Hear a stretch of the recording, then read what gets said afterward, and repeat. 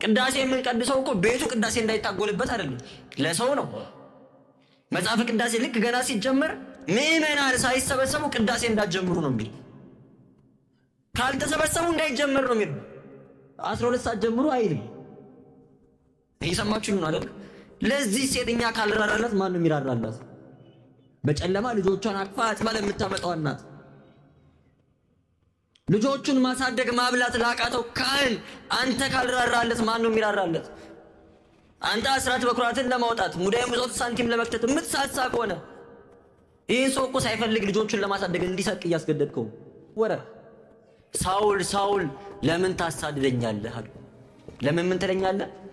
አስተውሉ። ለምን ታሳድድብኛለህ አላለው። ክርስቲያኖቹን የኔን አማኞች የኔን ተከታዮች ለምን ታሳድድብኛለህ አላለው። የኔ ናቸው አላለም። ለምን ታሳድዳቸዋለህ አላለም። ለምን ምን ትለኛለህ ያለው?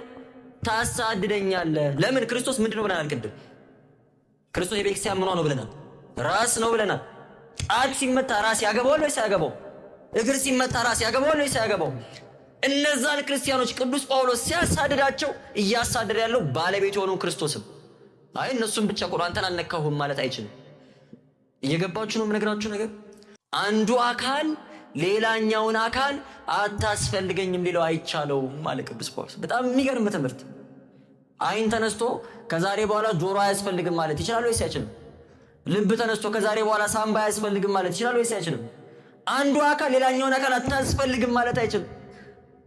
እኛ ተነስተን ከዛሬ በኋላ ቅዱሳን አያስፈልጉም ማለት አንችልም። አታስፈልጉኝም ልንላቸው አንችልም። ዛሬ ተነስተን አጠገባችን የወደቀውን ኃጢአተኛ ወንድማችንን አታስፈልግም ልንለው አንችልም። ሁላችንም ለክርስቶስ እናስፈልገዋለን። ከነ ድካማችን፣ ከነ ኃጢአታችን፣ ከነ በደላችን፣ ከነ መውደቃችን ለክርስቶስ እናስፈልገዋለን።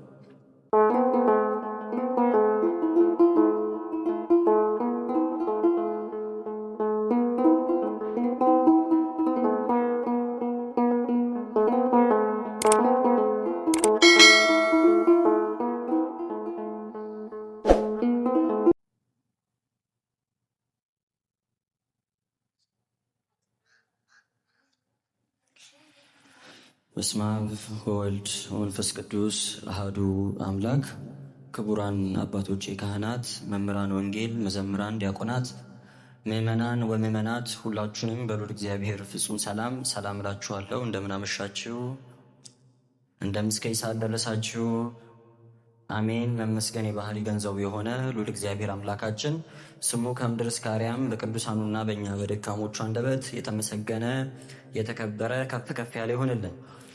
እግዚአብሔር አምላካችን ቢወድ ቢፈቅድ የሚቀጥሉትን ጥቂት ደቂቃዎች ከኔ ጋር የእግዚአብሔርን ቃል እንነጋገራለን።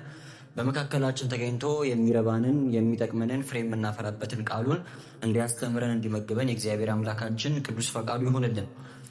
ወነአምን በሃቲ ቅድስት ቤተክርስቲያን፣ በአንዲት ቅድስት ቤተክርስቲያን እናምናለን በሚል ኃይለ ቃል ነው የምንነጋገረው። ይህንን ኃይለ ቃል የምናገኘው ቤተክርስቲያናችን በሰራችው ስርዓት ሁላችንም ምእመናን ዕለት ከምንጸልያቸው ጸሎቶች መካከል በሆነው ወይም የዘውትር ጸሎት በሆነው ጸሎተ ሃይማኖት ብለን በምንጠራው መጽሐፍ ነው። ያው ጸሎተ ሃይማኖት ሁላችንም እንደምናውቀው ኦርቶዶክሳዊት ቤተክርስቲያን ምን ብላ ታምናለች የሚለውን የእምነቷን አስኳል ወይም ሃይማኖታችንን የሚገልጽ ጸሎት። አንድ ኦርቶዶክሳዊ እስቲ ኦርቶዶክስነት ማለት ምን ማለት ነው? ኦርቶዶክሳዊት ምንድነው የምታምነው ተብላችሁ ብትጠየቁ መልሳችሁ ምንድነው? ኦርቶዶክስ ነኝ ስትል ምን ማለት ነው? ምን ብለህ ነው የምታምነው? እምነትህ ሃይማኖትህ ምንድነው ተብሎ ቢጠየቅ አንድ ሰው ሊሰጠው የሚችለው ጥርት ያለ መልስ ማለት ጸሎተ ሃይማኖት ብለን የምንጠራው ጸሎት ላይ ያለው መልስ። ቀደም ብላችሁ የመጣችሁ ምዕመናን ውዳሴ ማርያም ሲጸልይ ነበራችሁ አይደለ? የሃይማኖት ጸሎት ሁሉን የፈጠረ አንድ አምላክ ብለን የጸለየው ጸሎት የለም። ጸሎተ ሃይማኖት ማለት እሱ ነው። የሃይማኖት ጸሎት የሃይማኖታችንን ይዘት ምን ብለን እንደምናምን የሚያስረዳ የሚናገር ጸሎት ማለት ዶግማችንን የሚገልጽ ጸሎት።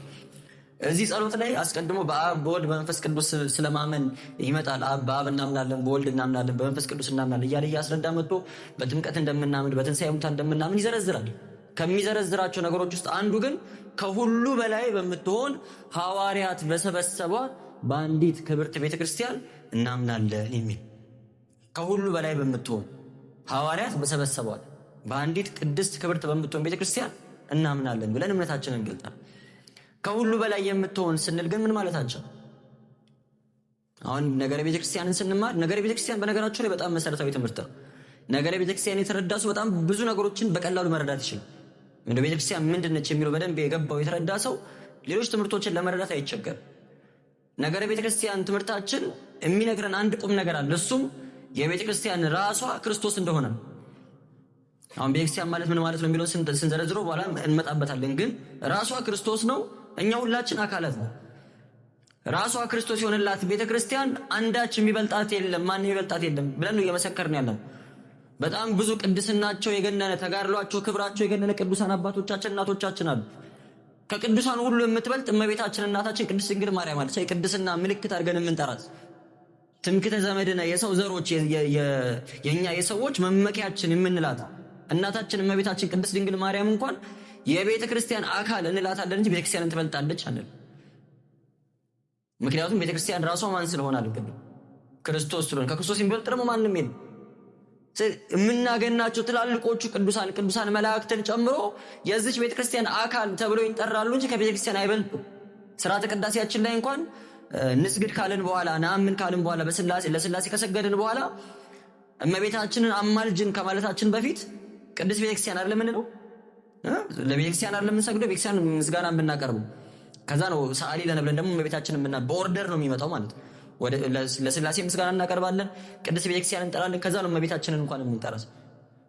ቅዱሳንን እንኳን የምንጠራቸው በቤተክርስቲያን ማዕቀፍ ውስጥ ነው ማለት ነው። ታዲያ እንደዛ ካልን ቤተክርስቲያን ማለት ምን ማለት? ቤተክርስቲያን ብለን የምንጠራት ይቺ አካል ማንናት የሚል ጥያቄ ያስነሳል። ያ ሁላችንም ከልጅነታችን ጀምሮ ስንማሩ በኖር ነው የነገረ ቤተክርስቲያን ትምህርት ውስጥ ቤተክርስቲያን በስንት ይከፈላል ሲባል ነበር የምንሰማው። በሶስት አይደለም የሚባለው። ቤተክርስቲያን የሚለው ስም ለሶስት ዋና ዋና አካላት መጠሪያ ነው ብለን ነው የምንጠራው። የመጀመሪያው ሁላችንን የሚያስማማን የቤተክርስቲያን ትርጓሜ ምንድነው? ህንጻ ቤተክርስቲያን አይደለ? አሁን ለምሳሌ ዛሬ ከቤት ስትመጡ የት ልሂድ ብላችሁ ነው የመጣችሁት?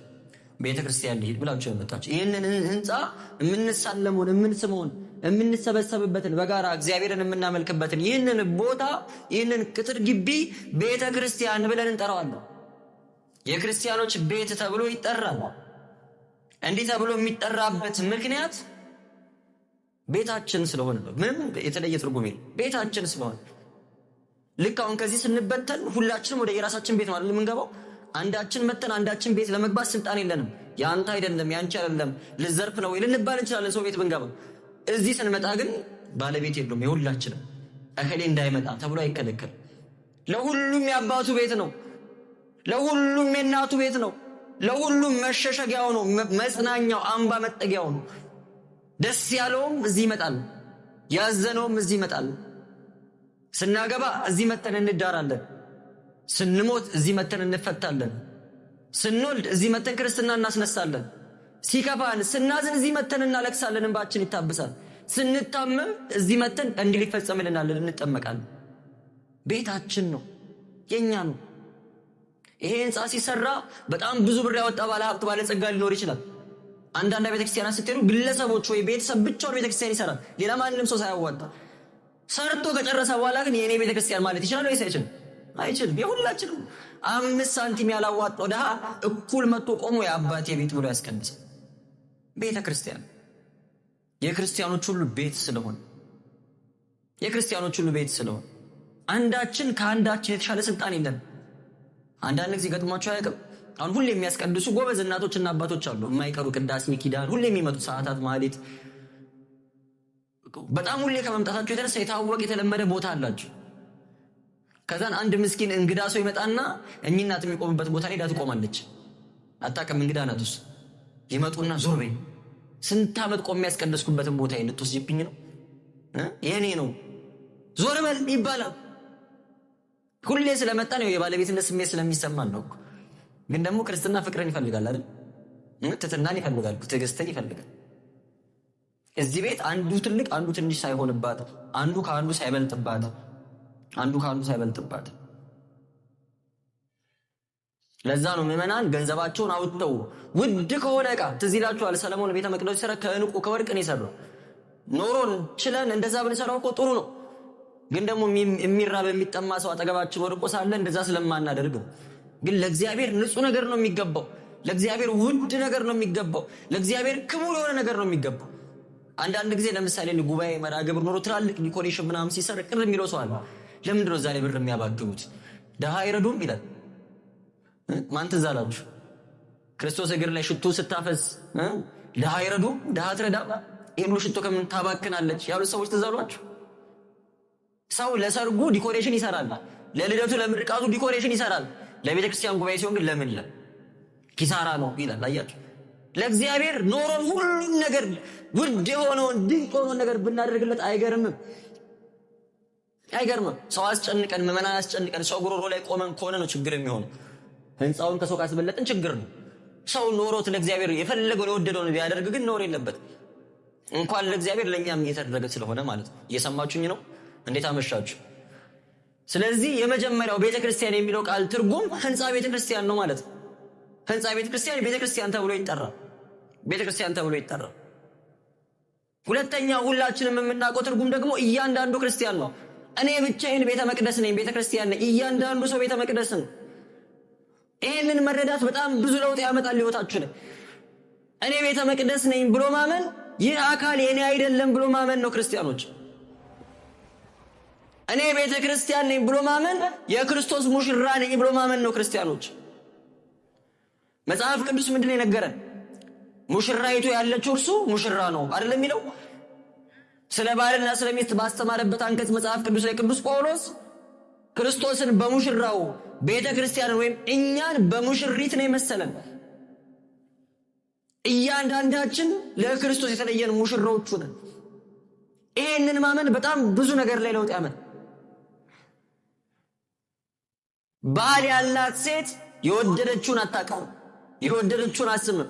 በስጋዋ በሰውነቷ ከፈለገች ሰው ጋር ዝሙት አትፈጽምም። ለምን? አካሏ ምን ስላለው?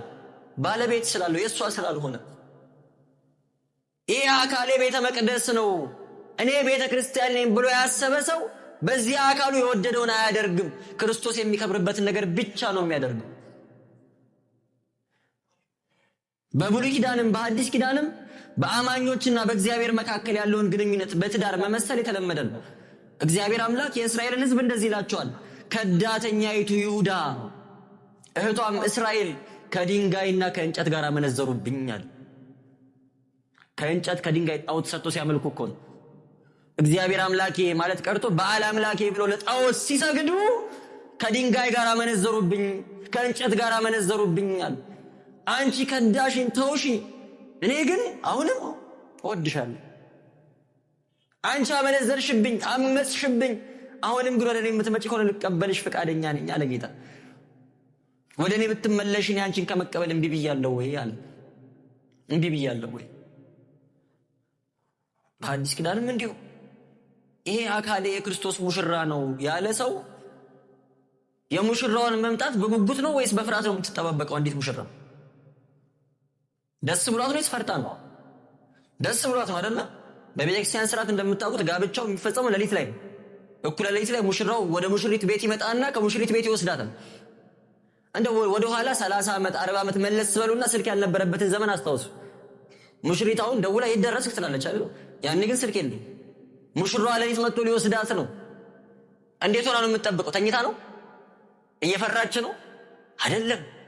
ተነስታ ታጥባ ተቀብታ አጊጣ ሙሽራዬ ካሁን አሁን መጥቶ ወሰደኝ ብላ በጉጉት ነው የምትጠብቀው፣ እየጓጓች።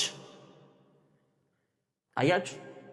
ቤተ ክርስቲያን መሆናችንን ስላላመንን የክርስቶስን ምጽአት ወይም ሞታችንን በፍርሃት የምንጠብቅ። የክርስቶስ ምጽአት ማለት እኮ ገና ዓለም የምታልፍበትን ጊዜ ብቻ ማለታችን አይደለም። የሰው ምጽአቱ ዕለተ ሞቱ ይላሉ አባቶቻችን። ለፍርድ ስንቆም ስንሞት አይደል ሲኦል ወይ ገነት መሄዳችንን የምናውቅ። ከሞትን በኋላ ወደ እግዚአብሔር መንግስት የሚመራንን ስራ መስራት እንችላለን እንዴ? ሰው ከሞተ በኋላ በጎ ማድረግ ይችላል? አይችልም። ወመኑ ያመነከ ውስጥ በሲኦል ማን ያምናል? ዓለም ዙሪያ ዳዊት መዝሙር 6 ሲኦል ከገባ በኋላ ማምለጫውን ማንንም መስራት አይችልም። ክርስቶስ ሙሽራዬ ነው፣ እኔ ሙሽሪት ነኝ፣ ይህ አካል የክርስቶስ አካል ነው ብሎ የሚያምን ሰው ሙሽራው ክርስቶስን በፍቅር ነው የሚጠብቀው፣ በጉጉት መች ከመች መቼ እጄ ሙሽራዬን ባገኘሁት ብሎ። ቅዱስ ጳውሎስ ትዝ ይላችሁ ልሄድ ከክርስቶስ ጋር ልኖር እናፍቃለሁ አለ። በናፍቆት ነው የሚጠብቀው ከክርስቶስ ጋር ከሙሽራው ጋር ለመኖር ማለት ነው። እኔ ቤተ ክርስቲያን ነኝ ብሎ ማመን ይሄ ስጋችን ይሄ ሰውነታችን እንዳይረክስ እንዳይቆሽሽ መጠንቀቅ ማለት ነው።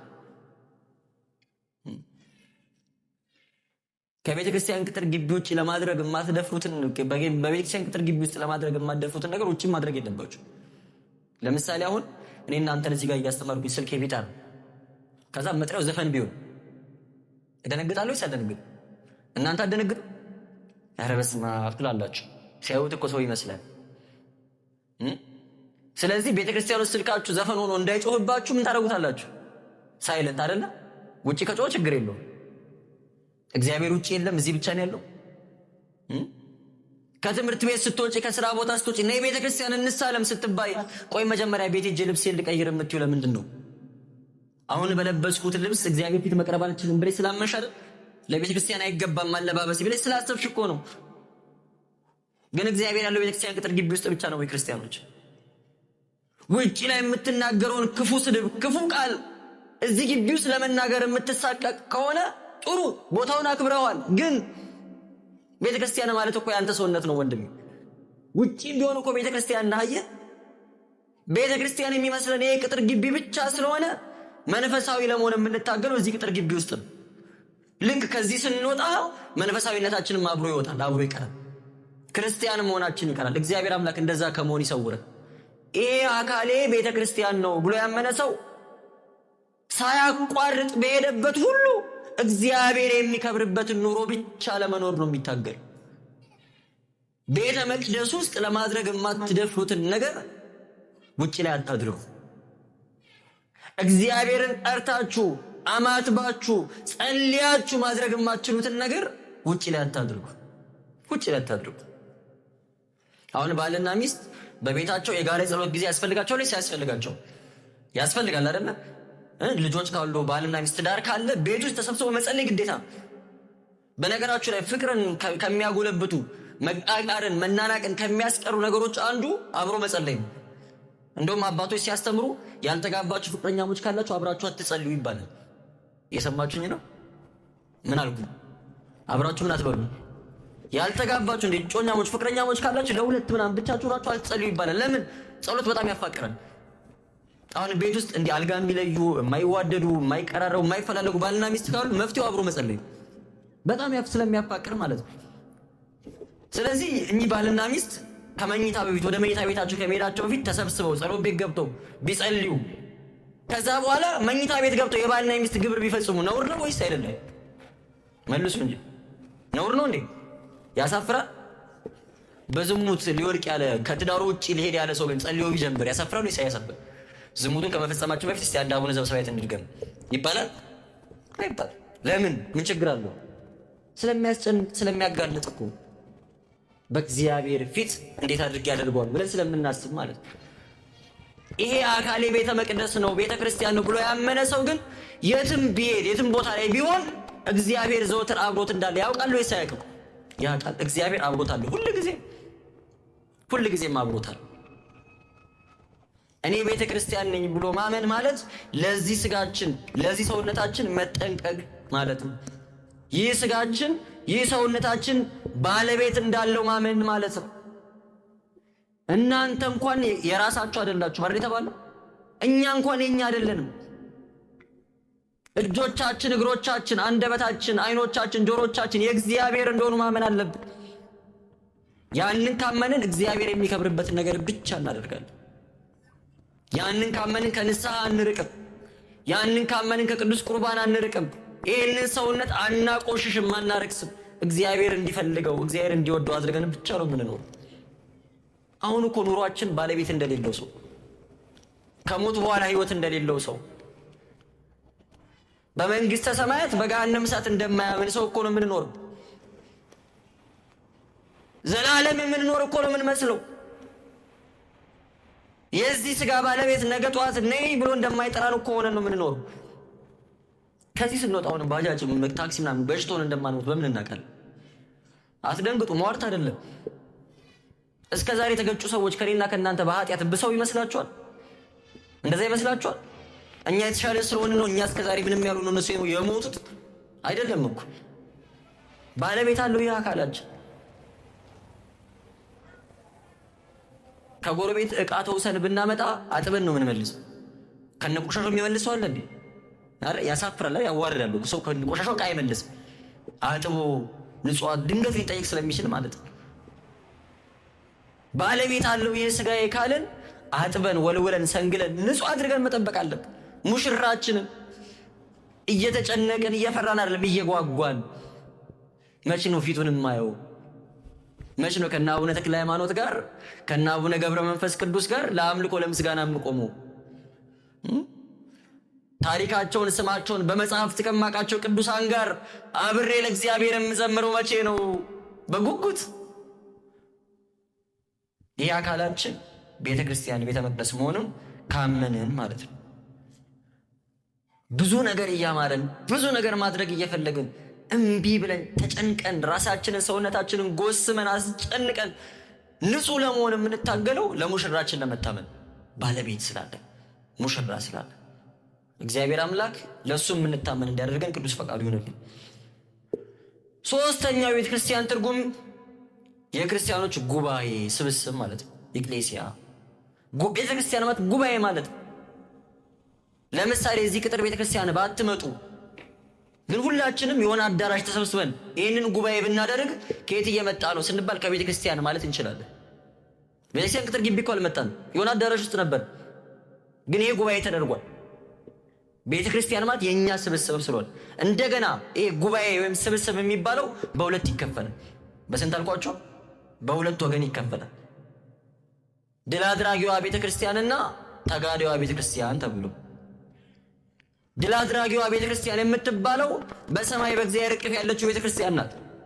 ማለትም ሩጫቸውን ጨርሰው ተጋድሏቸውን ፈጽመው ትግል በሌለበት ኃጢአት መስራት በሌለበት ንስሐ መግባት በሌለበት መውደቅ መነሳት በሌለበት በድል አድራጊነት በሚኖርበት በእግዚአብሔር ቃል ኪዳን በእግዚአብሔር እቅፍ በእግዚአብሔር መንግስት የተሰባሰቡ ቅዱሳን አባቶቻችን ስብስባቸው ህብረታቸው ምን ተብሎ ይጠራል? ድል አድራጊዋ ቤተክርስቲያን። ድል አድርጋ የጨረሰች ማለት ተጋድሎ የሌለባት ቤተክርስቲያን። ይሄ ተጋድሏቸውን ገና ቀድሞ በዓለመ መላእክት የፈጸሙ ቅዱሳን መላእክትን ከአዳም ጀምሮ ለእግዚአብሔር ታምነው የኖሩ ክርስቶስ በቤዛነት በደሙ መፍሰስ ከሲኦል እሳት ያወጣቸው ቅዱሳን አባቶቻችንን ከጌታ መምጣት በኋላም ክርስቲያን ሆነው ኖረው ለእግዚአብሔር ታምነው ቅድስናቸውን ተጋድሏቸውን የጨረሱ እናቶቻችን አባቶቻችን ስብስብ ነው በሰማያት ያለችው ቅድስት ቤተክርስቲያን ማለት ነው። እቺ ድል አድራጊዋ ቤተክርስቲያን ቸርች ትሪያምፋንት ትባላለች። ከዛ ደግሞ እኛ ያለን በምድር ላይ ያለችው የምትወርቀው የምትነሳው ኃጢአት የምትሰራው ንስሐ የምትገባው አንተ ማለት ነው። የኛ ስብስብ የኛ ህብረት ደግሞ ተጋዳይዋ ቤተክርስቲያን ቸርች ሚሊታንት ትባላለች። ገና ተጋድሏን ያልጨረሰችው ትወድቃለች፣ ትነሳለች፣ ኃጢአት ትሰራለች፣ ንስሐ ትገባለች። እቺ ቤተክርስቲያን እኛ ቃል እግዚአብሔር እንማራለን፣ እንዳንወርቅ እንሰበካለን። ከወደቅን በኋላ በጸሎት በመላ በለቅሶ እንነሳለን።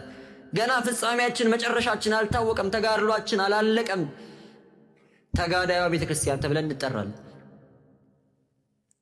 ቤተክርስቲያን የክርስቲያኖች ስብስብ ስንል ተጋዳይዋንም በሰማይ ያለችው ድል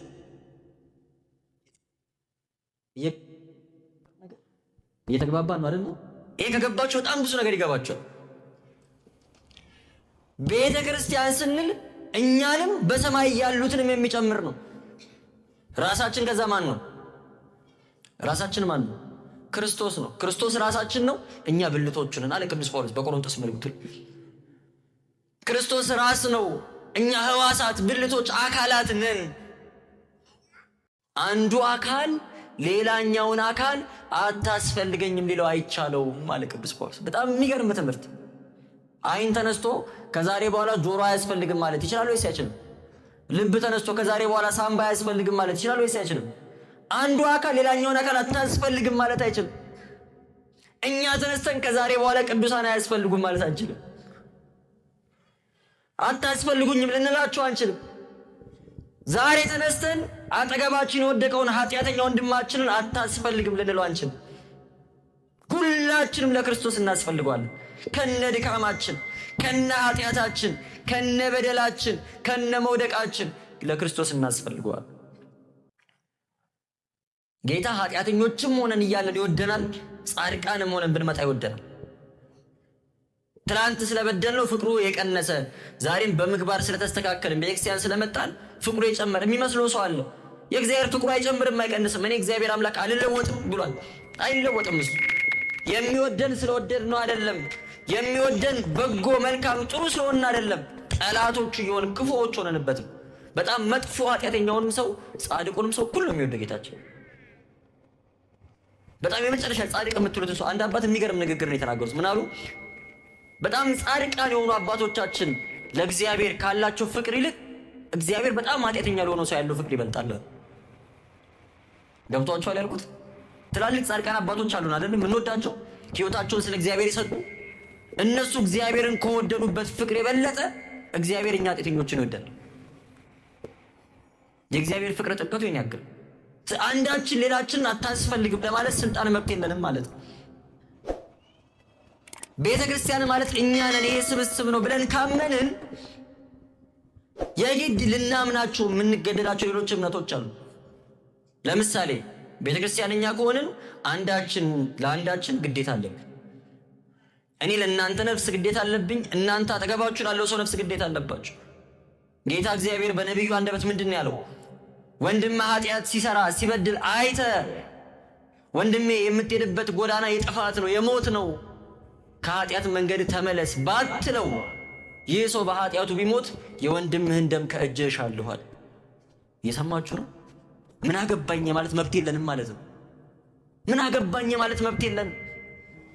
ቅዱስ ዮሐንስ አፈወርቅ የሚባል የቤተክርስቲያናችን አባት ሲናገር አንተ ቤተክርስቲያን እየመጣ ወንድም ቤተክርስቲያን ያልመጣው እሱ ሰነፍ ብቻ ስለሆነ እሱ ሰነፍ ስለሆነ ብቻ ሳይሆን አንተ ቸልተኛ ስለሆንክ ነው ይላል።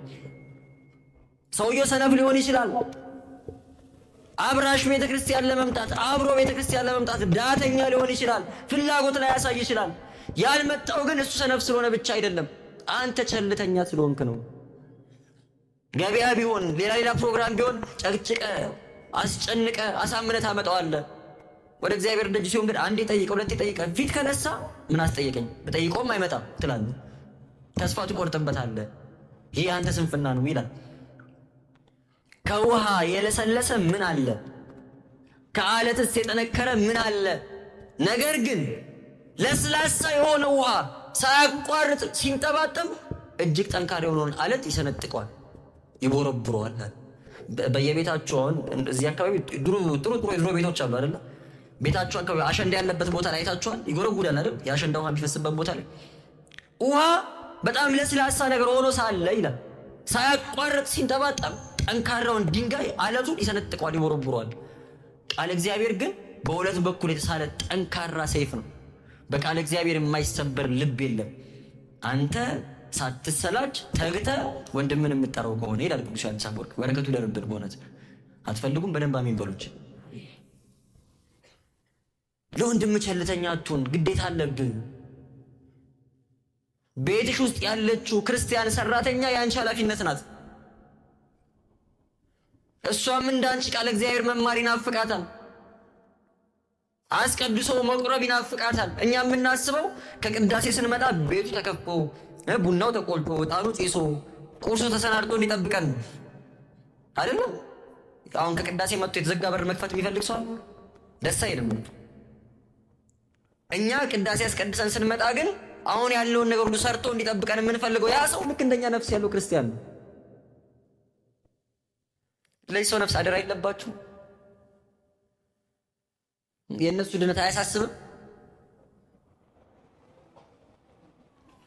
እኛ ስለጨከንባቸው፣ እኛ ስለከለከልናቸው፣ እኛ ፊት ስለነሳናቸው እንደው ከአቅም በላይ ከሆነ በወረፋ ይኬዳል። በዚህ ሳምንት አንድ ሰው ከመጣ በቀጣይ ሳምንት ደግሞ ሌላው ሰው ይመጣል። ቤት ውስጥ ልጆች ካሉ አንቺ በዚህ ነው ሳምንት ስሪ፣ ልጅቷ ደግሞ ሄዳ ሳልማ ትምጣ ይባል። እግዚአብሔርን እንደማያውቁ ነፍስ እንደሌላቸው አስጨንቀን አረብ ሀገር እንዳለ ሰራተኛ አዲስ አበባ ውስጥ ነው ቤተክርስቲያን መሳለም ይናፍቃቸዋል። ቃል እግዚአብሔር መማር መዘመር እዚህ ሆነው እኮ ነው። እኛ ጨካኝ ስለሆነ አንድ አካል እንደሆነ ስላልገባን አያችሁ። አንድ አካል እንደሆነ ቢገባ ኖር አንጨክንባቸውም ነበር። ካህናቱ ሊቃውንቱ ስለሚደክማቸው ለሊት 11 ሰዓት ሳይሆን ቅዳሴ የሚገቡ ከሆነ ለሊት ልጆቿን ቀስቅሳ አጥባ ልብስ አልብሳ የምታመጣው እናት ለቅዳሴ መድረሳቸው በቃ ይረፍድባታል። እኛ ለዚች እናት ካላዘንላት ማን ነው የሚያዝንላት? ቅዳሴ የምንቀድሰው እኮ ቤቱ ቅዳሴ እንዳይታጎልበት አይደለም፣ ለሰው ነው። መጽሐፍ ቅዳሴ ልክ ገና ሲጀመር ምዕመናን ሳይሰበሰቡ ቅዳሴ እንዳትጀምሩ ነው የሚል። ካልተሰበሰቡ እንዳይጀመር ነው የሚል። 12 ሰዓት ጀምሩ አይልም። እየሰማችሁ ነው አይደል? ለዚህ ሴትኛ ካልራራላት ማን ነው የሚራራላት? በጨለማ ልጆቿን አቅፋ አጥባ ለምታመጣው እናት ልጆቹን ማሳደግ ማብላት ላቃተው ካህን አንተ ካልራራለት ማን ነው የሚራራለት? አንተ አስራት በኩራትን ለማውጣት ሙዳየ ምጽዋት ሳንቲም ለመክተት የምትሳሳ ከሆነ ይህን ሰው እኮ ሳይፈልግ ልጆቹን ለማሳደግ እንዲሰቅ እያስገደድከው ወጥቶ እንዳይሰራ ያንተ አገልጋይ ነው። እኛ አንዳችን ለአንዳችን ካልተጨነቅን ማን ነው የሚጨንቅን? የዚች ቤተ ክርስቲያን አካል ከሆንን እኮ እዛ ጋር የሚገደሉት ወገኖቻችን ሊያሳዝኑን ይገባል። ይገርማል። ከዚህ በፊት ስመጣ እዚህ ቦታ እንዲሁ ሀዘን ላይ ሆነን ነበር የተገናኘሁት። እዚህ የሚላችሁ እኮ የማይቆ በዚህች ዓመት ማለት ነው እዛው ጋር ክርስቲያኖች ተገድለው ስለነሱ እያወራን ነበር እዚህ ቦታ ላይ ቆም። ዛሬም እንደዚህ ነው። እግዚአብሔር በእውነት የምሕረቱን ቀን ያምጣልን። የኛው ኃጢአት ነው፣ ሌላ ምንም አይደለም። እንዲህ የሚያደርግ ሌላው ክፉ ሆኖ አይደለም። ክፉ ድሮም ክፉ ነበር፣ ዛሬ ተቀይሮ አይደለም። እኛው ኃጢአተኞች ሆነን እግዚአብሔር ፊቱን ያዞረብን በቸርነቱ ይጎብኘን። እዛ ጋር የሚወርቁት ሰዎች አካላቶቻችን ስለሆነ ያሳዝኑናል። እንዴ እጃችን ቢቆረጥ አይ እጄ ብቻ ነው ችግር የለውም እንላለን እንዴ? ይባላል። አንድ ጣት ናት ይባላል እንዴ? ለአንድ ጣት እኮ እንታገላለን። የሆነ ሰው መጥቶ አንድ ጣታችንን ቢቆርጥ አንድ ጣቴን የቆረጥኩ ችግር የለውም አንለውም፣ እንጋደላለን። ምን ስለሆነ ነው የሚነካኝ ብለን? ለምን ጣትን መንካት ማንም መንካት ስለሆነ ሰውየውን መንካት ነው አይደል እንዴ? ጣቴን ቆርጦኝ ለምን እንደምትመታኝ ሰው አይ አንተን እኮ አይደለም ጣትህን ነው ማለት ይቻላል? ትዝ ይላችኋል ክርስቶስ ቅዱስ ጳውሎስን ሲጠራው መጀመሪያ ያስተማረው ትምህርት ነገረ ቤተ ክርስቲያን መጀመሪያ ያስተማረው በመብረቅ ተገለጸለት። ጳውሎስ ሳውል የተባለ ጳውሎስ ከፈረሱ ላይ ወደቀ፣ አይኑ ታወረ። ሳውል ሳውል ለምን ታሳድደኛለህ አለ። ለምን ምን ትለኛለህ? አስተውሉ። ለምን ታሳድድብኛለህ አላለው። ክርስቲያኖቹን የኔን አማኞች የኔን ተከታዮች ለምን ታሳድድብኛለህ አላለው። የኔ ናቸው አላለም። ለምን ታሳድዳቸዋለህ አላለም። ለምን ምን ትለኛለህ ያለው? ታሳድደኛለህ። ለምን? ክርስቶስ ምንድነው ብለናል ቅድም? ክርስቶስ የቤተክርስቲያን ምኗ ነው ብለናል? ራስ ነው ብለናል። ጣት ሲመታ ራስ ያገባዋል ወይስ አያገባው? እግር ሲመታ ራስ ያገባዋል ወይስ አያገባው? እነዛን ክርስቲያኖች ቅዱስ ጳውሎስ ሲያሳድዳቸው እያሳደደ ያለው ባለቤት የሆነው ክርስቶስም አይ እነሱም ብቻ ቆሮ አንተን አልነካሁም ማለት አይችልም። እየገባችሁ ነው የምነግራችሁ ነገር? አንድ ልብ አንድ ክርስቲያን መሆናችን ከገባችሁ የእነዚህ ሰዎች ህይወት ሁሉ ይገደናል። ለእኛ ዜና አይደለም ይሄ ጉዳይ፣ ለእኛ ቁጥር አይደለም። ትዝ ይለኛል እኔ በጣም ሕፃን ሆነን ጅማ በሻሻ ላይ ክርስቲያኖች ሲገደሉ ዜና ነበር አይደል? ያስደነግጣል። ዶክመንተሪ ተዘጋጀ፣ ህፃናት እንዳታዩ ያስፈራል ተብለን በበር ቀዳዳ በመስኮት ቀዳዳ ነበር የምናየው እነሱ በቴሌቪዥን ሲያዩ ዶክመንተሪ ተሰርቶ። የዛሬ 10-11 ዓመት ሊቢያ ላይ ክርስቲያኖች ሲታረዱ ለኛ ዜና ነበር። ሀዘን ይታወጅ ባንዲራ ዝቅ ብሎ ካልተወለበለበ ብለን ስንወራጭ ስንቆጣ ነበር። ይሄ ሁሉ ሰው ተገድሎ ብለን 20 ምናምን ሰው ሲገደል ይሄ ሁሉ ሰው ብለን ዛሬ በዚህ ዓመት የሞቱ ሰዎች ሺህ ይበልጣሉ። ለኛ ቁም ነገር አይደለም፣ ስክሮል ነው የምናደርገው። ወይ ዛሬ ብለን እናልፋለን። ጉዳያችን አይደለም። አንድ አካል እንደሆነን ዘንግተናል፣ ረስተናል። አያችሁ፣ አያስከፋ አላለቀስንም እኮ አልገረመንም፣ አላዘንም፣ ልባችን አልተሰበረም። በቃ ቁጥር ነው አለፍነው ዝም ብለን። ይሄ ህብረት አንድ አካል ነው ብለን አላምንም ወይ አልገባንም ማለት ነው። በሰማይ ያሉት ቅዱሳን አባቶቻችን የዚች ቤተክርስቲያን አካል ናቸው ብለን ካመንን የቅዱሳን ምልጃ ግራ ያጋባን። ከሞቱ በኋላ እንዴት ጸልዩልኛል ብለን ግራ እንጋባም። ነገረ ቤተክርስቲያን ከገባን ቅዱሳን ያማልዳሉ ወይስ አያማልዱም ስንባል ጥቅስ ፍለጋ እንሄድም። እዚህ ጥቅስ ላይ እንትና ሲያማልድ አንልም። ከገባን እዛ ያሉት አባቶቻችን ስለኛ የሚጸልዩት እኛም ስለሞቱት ሰዎች የምንጸልየው ምን ስለሆንን ነው? አንድ አካል ስለሆነን ስለሚገደን ነው።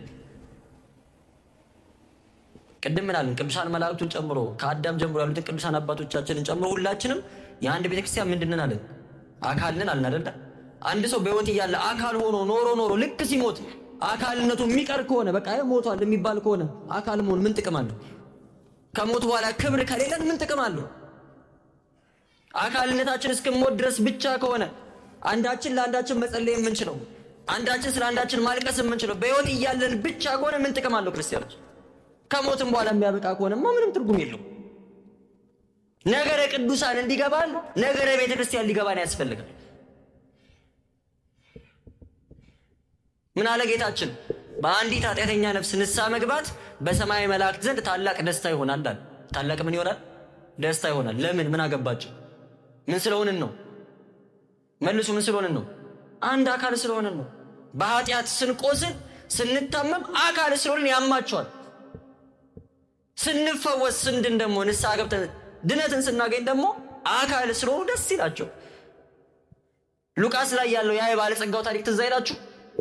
አንድ ባለጸጋና አንድ ድሃ ነበሩ የሚለው ታሪኩ ረጅም ነው። ብቻ ሁለቱም ሞቱ።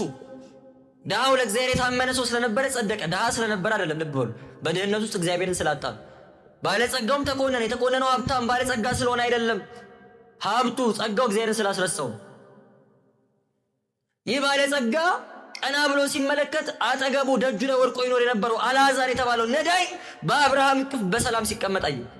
እሱ እየተሰቃየ ነው፣ ያ ግን በሰላም እየተቀመጠ። አብርሃም አባቶ ይማረኝ አለ። ይሄ ኃጢአተኛ ሰው በደንብ ስሙ። አብርሃም አባቶ ይማረኝ፣ በጣም ውሃ ስለጠማኝ አልዓዛር በጣቱ ውሃ ነክሮ ምላሴን እንዲያርስልኝ አልዓዛር ወደ እኔ ላክልኝ አለ። አብርሃም ሲመልስለት ታሪኩን እናንተ አንብቡት እሺ፣ ሰዓት ለመጠቀም ነው ማስቸኩል።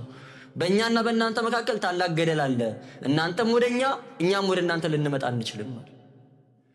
በቃ የዚህ ሰውዬ ጸሎት እዚህ ጋር ማብቃት ነበረበት። ይገርማችኋል፣ ግን አላበቃም። ኃጢአተኛ ነው ብያችኋለሁ፣ ክፉ ነው ብያችኋለሁ፣ ሞቷል ብያችኋለሁ። ምን ብሎ እንደጸለየ ታውቃላችሁ?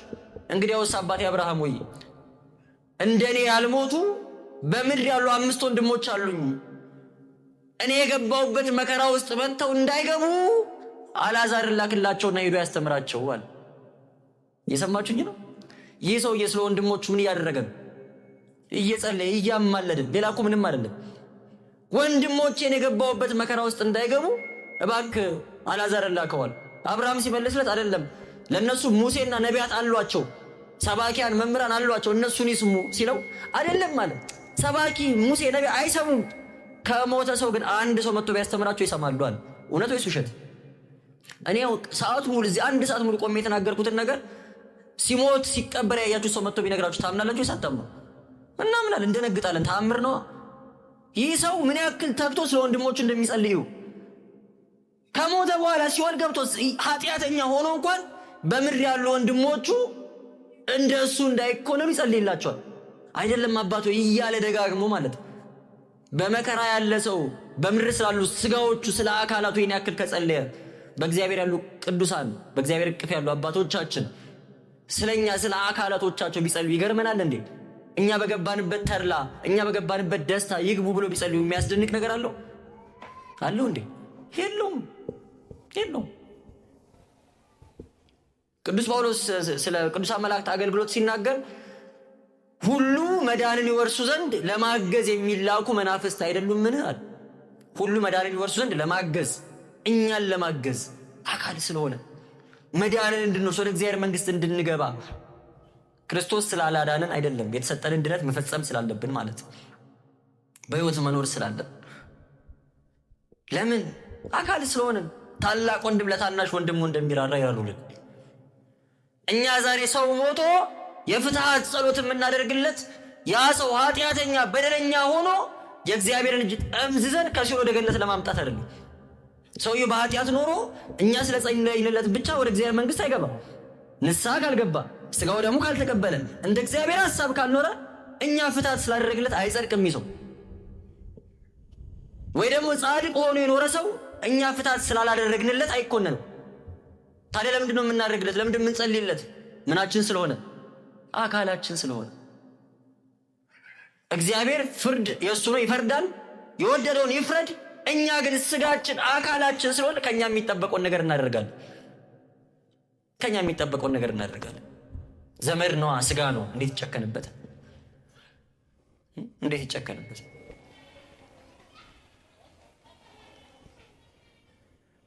መሞት የስጋ ሞት ማለት ነው። የክርስቶስ አካል ከመሆን አይለይም። አካል ከመሆን ኤልሳ ትዝ ይላችሁ? ነብዩ ኤልሳ ሁለተኛ ነገሥት ላይ አንደኛ ነገሥት ምዕራፍ 23 ላይ ነው የምታገኙት። ቅዱስ የነብዩ ኤልያስ ደቀ መዝሙር የነበረ ማለት ነው። ነብዩ ኤልያስ በእሳት ሰረገላ ሲነጠቅ ምን ላድርግልህ አለው፣ እስከ መጨረሻ ስለተከተለው ማለት ነው። ኤልሳ ሲመልስለት በአንተ ላይ ያደረ የእግዚአብሔር መንፈስ እኔ ላይ እጥፍ ድርብ ሆኖ ይደርብኛል። ጸሎት አያችሁ። በመጽሐፍ ቅዱሳችን ላይ ተመዝግበው የምናገኛቸው ነብዩ ኤልያስ የሰራቸው 7 ድንቅ ተአምራት አሉ። ዝናብ መከልከል፣ የሞተ ማስነሳት የመሳሰሉ 7 ድንቅ ተአምራት አሉ። የኤልሳ ደግሞ ተመዝግበው የምታገኙት 14 ነው። መጽሐፋችን እጥፍ ሆነው ይሳሉ ነው። ኤልያስ አንድ ሙት አስነስቷል። ኤልሳ ይገርማቸዋል፣ 2 ነው ያስነሳው። ሁለተኛውን ያስነሳበት መንገድ ግን ይገርማል። ኤልሳ ሞተ፣ ተቀበረ። ኤልሳ ነብዩ ኤልሳ ከተቀበረ በኋላ ከእስራኤላውያን ወገን ሌላ ሰው ይሞታል። ይህንን ሰው ለመቅበር አስከሬን ተሸክሞ ወደ መቃብር ስፍራ ሲሄዱ ከጎረቤታቸው ሶሪያ ከምትባል ሀገር አደጋ ጣዮች ሽፍቶች መጡባቸው። ሰውየውን ሳይቀብሩ ደንግጠው፣ መቼስ የሞተ ለመቅበር ብሎ ያለ ሰው አይሞትም አይደል? ወርውረው ተወጡ አስከሬኑ። ሰውየው እንደው እግዚአብሔር ኑር ያለው ሆነና አስከሬኑ ሲወረወር ሄዶ የኤልሳ መቃብር ላይ አረፈ። ይሄንን መነግራችሁ ከመጽሐፍ ቅዱስ የኤልሳ መቃብር ላይ አረፈ። የኤልሳ አጽም ያደበትን መቃብር ሲነካ ይላል የሞቱ ሰው አፈፍ ብሎ ተነሳና ተከትሏቸው ሮጠ። አሁን ቤት ሲደርሱ ቀድሟቸው ደርሶ ቢሆን አስቡት፣ ጥሎት የመጡትን አስከሬን። አሁን ኤልሳ ሞቷል፣ ኤልሳ ተቀብሯል። በእግዚአብሔር የሆነ ሰው ግን ከሞተ በኋላ ሙት አይባል፣ ሕያው ነው። ጌታችን ምናል በእኔ የሚያምን ሰው ቢኖር አይሞትም፣ ሊሞትም ደግሞ ምንድነው? ሕያው ነው። እኔ የሕያዋን እንጂ የሙታን አምላክ አይደለሁም አለና ከሞቱ 1000 ዓመት ያለፋቸውን የአብርሃም የይስሐቅ ያዕቆብ አምላክ ነኝ አለ። እና አብርሃም እኮ ሞቶ ከተቀበሩ 1000 ዓመት አልፏቸዋል። ጌታችን ይህን ሲናገር የተቀበሩትን ሰዎች ግን ሕያዋን ብሎ ጠራቸው። የሕያዋኑ የእነ አብርሃም አምላክ ነኝ አለ። አይገርምም? የሰማችሁኝ ነው? ይደንቃሉ። ተቃራኒውን ደግሞ ልንገራችሁ። ከጌታ ደቀ መዛሙርት መካከል አንዱ መጣና መምህር ሆይ አባቴ ሞቷል፣ ሄጄ እንድቀብረው ፍቀድልኝ አለ። መቼስ አባትን መቅበር ወግ ነው አይደል? ስርዓት ነው። ጌታችን ምን ብሎ ይመልስለት? ጥሩ ነው። ሙታቸውን ይቀብሩ ዘንድ ሙታንን ተዋቸው፣ አትሂዳ። ሙታቸውን ይቀብሩ ዘንድ እነማንን ተዋቸው? ምን ማለት ነው? 3-4 አስክሬን አጠገብ ላጠገብ ብናሰልፍ አንዱ እየተነሳ አንዱን ይቀብራል ወይስ አይቀብርም? ይቀብራል እንዴ? አይቀብርም። ታዲያ ሙታቸውን ይቀብሩ ዘንድ ሙታንን ተዋቸው ማለት ምን ማለት ነው? ክርስቲያኖች እየበሉ እየጠጡ እንደኔና እንደናንተ ቆመው እየሄዱ በሰው ሁሉ ፊት ሕያው ሆነው እየታዩ በእግዚአብሔር አይን ግን ሙታ የሆኑ ሰዎች አሉ። እግዚአብሔር አምላክ እንደዛ ከመሆን ይሰውራል። ሰውየው እኮ ቆሟል፣ ይበላል፣ ይጠጣል፣ የሞተውን ቆፍሮ ይቀብራል። በእግዚአብሔር አይን ግን የሞተ ሙት ይለዋል እግዚአብሔር። ተቃራኒውን አያችሁ? ሞቶ 1000 ዓመት የተቀበረው አብርሃም ሕያው ተባለ። ቆመው የሚሄዱ ሰዎች ግን ሙታን ተባሉ። በእግዚአብሔር ፊት ሞትና ሕይወት ትርጉማቸው ልዩ ነው ማለት እኮ ነው። አዳም አባታችን ከዚች ፍሬ ከበላ የሞት ሞትን ትሞታለህ ተባለ አይደለ? ልክ ፍሬዋን ጉምጥ እንዳደረገ ሔዋንና አዳም ወድቀው ሞተዋል ወይስ አልሞቱም? ሞተዋል እንዴ? ከዛ በኋላ እኮ 900 ዓመት ኖረዋል። በእግዚአብሔር ፊት ግን ምን ብሏል? ሞተዋል። ሞታ ለነፍስ ርቅም እግዚአብሔር። የነፍስ ሞቷ ከእግዚአብሔር መለየት መራቅ፣ በኃጢአት በደል በጨለማ መኖር ነው ሞት የሚባለው በእግዚአብሔር ዘንድ፣ የሥጋ ሞት አይደለም። ስለዚህ ሰዎች በሥጋ መሞታቸው የክርስቶስ አካል ከመሆን አይለያቸውም። ለዛ ነው በሥርዓተ ቅዳሴያችን ላይ ቅዱሳኑ በሶስተኛ ወገን ሳይሆን ፊት ለፊታችን አጠገባችን እንዳሉ አድርገን የምናናገራቸው። ቅዱስ ሐዋርያ ጳውሎስ ሰናየ መልእክት ፊት ለፊት አለ የምናናገረው። መልእክቶች መልካም የሆኑ ፈዋሴ ዱያን ሕሙማን የምትፈውስ ሰአል ወጸልይ በእንቲአነ ስለኛ ጸልይልን ለምንልን አጠገባችን እንዳለ አድርገን ነው የምናናገረው። ጌታ ሆይ ቅዱስ ጳውሎስ ይለምንልን ብለን በሶስተኛው ቀን አይደለም የምናወራው። ለምን? የዚች ቤተክርስቲያን አካል ስለሆነ፣ አንድ ስለሆነ። ስለዚህ ቤተክርስቲያን ማለት የክርስቲያኖች ጉባኤ ናት ብሎ ማመን ሁላችንም አንድ አካል ነን። ቅዱሳን ስለኛ ይገዳቸዋል፣ እኛም በህይወት ስለሌሉ ሰዎች ይገደናል ብሎ ማመን። እግዚአብሔር አምላክ የዚህ ቤተክርስቲያን አካል ሆኖ ከመውጣት ይሰውረን። ብዙዎቻችን በአካል አለን፣ ትምህርታችን ስናጠቃልል ሰዓት ይሄዷል። በአካል አለን እዚህ ቦታ ላይ፣ የዚህ ቤተክርስቲያን ህብረት ውስጥ ግን የለንበት። አሁን አንድ ተማሪ ትምህርት ቤት በየቀኑ አሁን መስከረም ላይ ምዝገባ ይደረጋል አይደለ? ከተመዝገብ ሲባል አይ ችግር የለውም እያለ ምዝገባ አለቀ ሳይመዘገብ። ከዛ ግን ትምህርት ሲጀመር በየቀኑ ዩኒፎርም አድርጎ ትምህርት ቤት ይሄዳል። የቤት ስራ ሲሰጥ የቤት ስራ ይሰራል። ፈተና ሲኖር ፈተና ይፈተናል። የአመቱ መጨረሻ ላይ ይሄ ተማሪ ይመረቃል ወይስ አይመረቅም? መልሱልኝ። ለምን? ትምህርት ቤቱ ስለማያውቅ። ተምሯል እኮ ተፈትኗል እኮ የቤት ስራ ሰርቷል። ትምህርት ቤቱ ግን አያውቀው። እለት እለት ተመላልሰን ዩኒፎርም ለብሶ እንደሚመጣው ተማሪ ነጠላችን ለብሰን እየመጣን አስራት በኩራት እየሰጠን ቤተክርስቲያን ደጅ ላይ ሳንጠፋ ኖረን፣ ግን ንስሐ ከሌለን፣ ስጋው ደሙ ከሌለን፣ ፍቅር ከሌለን፣ ትትና ከሌለን እግዚአብሔር አላቃችሁም ይለናል። ይሄ ገረማችሁ? ምጽዋት መስጠት ቤተክርስቲያን መምጣት አይደለም። ጌታ ሆይ በስምህ ድንቅ ድንቅ ተአምር አድርገናል፣ የሞተ አስነስተናል፣ የታመመ ፈውሰናል፣ አጋንንት አስወጥተናል ትሉኛላችሁ፣ እኔ ግን ፈጽሞ አላቃችሁም እላችኋለሁ። እግዚአብሔር አምላክ እንደዚህ ከመባል ይሰውረን። በጣም የሚያስፈራ ቃል። ኖሮ አለመኖር አለ። አያችሁ፣ ኖሮ አለመኖር አለ። ስለዚህ ከዚህ ቤተክርስቲያን ህብረት ላለመውጣት ምን እናድርግ? ከምስጢራተ ቤተክርስቲያን እንካፈል። ንስሐና ቅዱስ ቁርባን የምርጫ ጉዳይ አይደለም ክርስቲያኖች፣ የዕለት ተዕለት ተግባራችን ነው እኮ። በነገራችሁ ላይ ሐዋርያት ሥራ ምዕራፍ 2 ስታነቡ ቅዱሳን ሐዋርያትም ክርስቲያኖችም ዕለት ዕለት እንጀራውን በመቁረስ ይተጉ ነበር ይላል። ዕለት ዕለት እንጀራውን በመቁረስ ስጋው ደሙን በመካፈል ማለት ነው። ዕለት ዕለት እንደው በየቀኑ ማድረግ ቢከብደን ግን በሰንበተ ክርስቲያን ማድረግ ግድም። ታምረ ማርያም መቅደሙን ካህኑ ሲያነቡ ምንድነው የሚሉት? የሚቻለው በዚች ቀን ታምሯን ሰምቶ ምን ያድርግ? ስጋው ደሙን ይቀበል አይደለም የሚሉት? በዚች ቀን እቺ ቀን መች ናት? ዛሬ ሰንበት ማለት። በዚች ቀን ታምሯን ሰምቶ ስጋው ደሙን ይቀበል። የታወቀ ኃጢአት ደዌ ካልከለከለው በስተቀር አሁን ኃጢአት በደል ሰርቶ ቀኑና ላይ ካለ ንስሐ ላይ ካለ የታወቀ ህመም ካለበት መጥቶ መቁረብ የሚከለከለው ይፈቀድለታል። ካልሆነ ግን በዚች ቀን መጥቶ እያንዳንዱ ክርስቲያን ይቁረብ ነው ቤተክርስቲያን ስርዓቱ። እኛ ቆራቢ ሆነ ያልሆነ አስቀዳሽ ሆነ ያልሆነ እያልን ተከፋፍለን የቤተክርስቲያን ልጅ ሆነ ያልሆነ ተባብለን ተበታትነን አልቀናል። ማተባችን ብቻ ነው ክርስቲያን የሚያስብለን። ከዚህ ቤተክርስቲያን ህብረት ውስጥ የለንበት። ከቅዱሳኑ ጋር በቅዳሴ አንካፈልም፣ በስጋው ደግሞ አንታተምም። ጎርለናል። ይሄ ጉርለት ክፉ ነው። ክርስቲያኖች ጎርላችሁ አትቁ። እግዚአብሔር በእድሜ በጤና በትዳር በልጅ ባርኳችኋል። ምክንያት የላችሁ። ይህንን ሁሉ ደግሞ ባያደርግልች ብትታመሙ ቢጎልባችሁ ብታጡ ምክንያት የላችሁ። ከእግዚአብሔር የሚለየን ምንም ነገር ስለሌለ ማለት ነው። ስለዚህ ከዚህ ቤተክርስቲያን ላለመለየት፣ ከዚህ ህብረት ላለመጉደል፣ ህይወት እንዲሆነን ህይወት እንዲኖረን ከምስጢራተ ቤተክርስቲያን እንካፈል ነው የዛሬው ትምህርት መልእክት። ከምስጢራተ ቤተክርስቲያን እንካፈል። የምርጫ ጉዳይ አይደለም። አታቅልሉት፣ አታሳንሱት። አልቀበልም ማለት ክብር አይደለም፣ ትዕቢት ነው። መራቅ አይደለም። በእግዚአብሔር ማክበር ከቅዱስ ቁርባን መራቅ፣ ትእዛዙን መናቅ አይደለም። ንስሐ ገብቶ መቀበል። እግዚአብሔር አምላክ በዚች አጸደ ግቢ ውስጥ እንደሰበሰበን ሁሉ ነፃ በምታወጣ ተስፋ በምናደርጋት በሰማያዊት ኢየሩሳሌም ጻዕዳ ነጭ ለብሰን ከቅዱሳኑ ጋር እንድንሰባሰብ የእሱ ቅዱስ ፈቃድ ይሁንልን። ስለነበረን ጊዜ እግዚአብሔር አምላካችን ስሙ የተመሰገነ ይሁን። ወስብሐት ለእግዚአብሔር። ይቆየን።